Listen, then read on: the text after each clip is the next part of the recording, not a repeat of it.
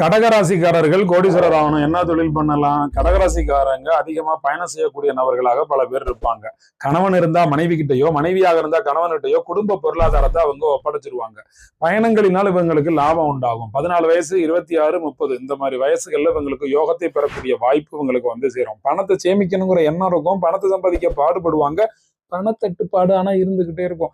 கடகராசிக்காரங்க தினசரி மாலை நேரத்துல அரச மரத்துக்கு அடியில 5 எண்ணெய் கலந்து பஞ்சதீப எண்ணெய் ஊற்றி விளக்கேற்றிக்கிட்டே வந்தாங்கன்னா சீக்கிரமா பணக்காரர் ஆவாங்க.